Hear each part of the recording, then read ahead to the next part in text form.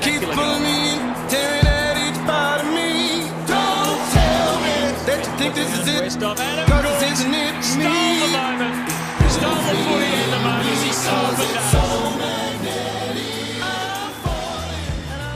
Tell me a little bit about your journey with your own identity and I guess how that's assisted you to be the strong Aboriginal man that you are today. My journey started when I moved to Sydney and people start putting microphones in front of my face and say, oh, you're an Indigenous role model, how do you feel about that? And my inner dialogue was, well, I don't even actually know what it means to be an Indigenous person. And I signed up with Michael O'Loughlin, actually, one of my co-founders of the Go Foundation, to do a diploma of Aboriginal Studies at Eora TAFE, just in Redfern. And that just took me on the journey. And that just opened my mind to what had happened in the last 200 years of colonisation, to our Dreamtime stories.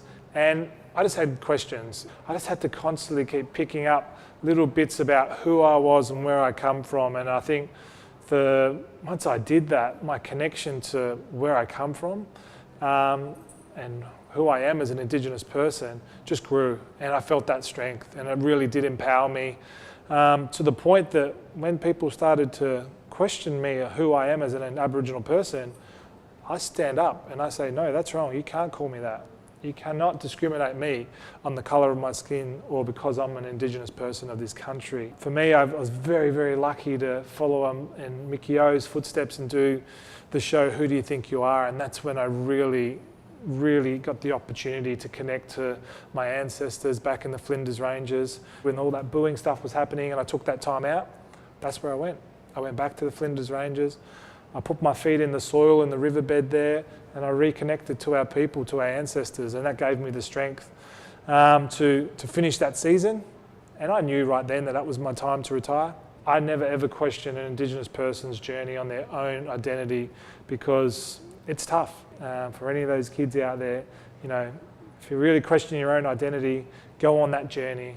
Ask your aunties, uncles, elders, even your friends, and hopefully they can help you. What's your legacy and what's the legacy that you want to leave? I was a massive NBA fan growing up, obviously Chicago Bulls, Michael Jordan, but there was something that another NBA star and then became a coach said that really resonated with me. And he said, if I'm only ever remembered for being a basketballer, then I've failed in life. If I get to the end of my life and people only look back and go, wow, he used to be a good footballer, then I've really failed.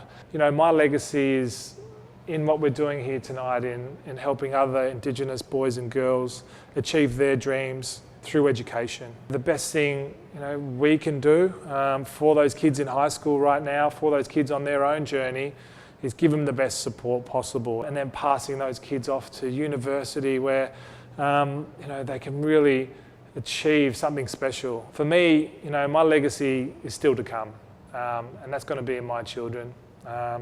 And the impact they're going to have, because I'm going to be, instilling things in them that my mother instilled in me. Even though she didn't have a lot growing up, she made sure us boys learn about discipline, about hard work, and that if you really want to achieve something, you've got to work extremely hard to get it.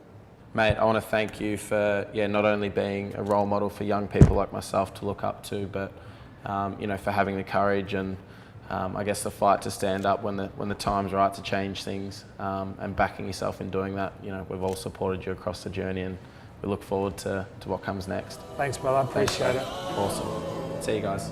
Well, I try to keep it simple, but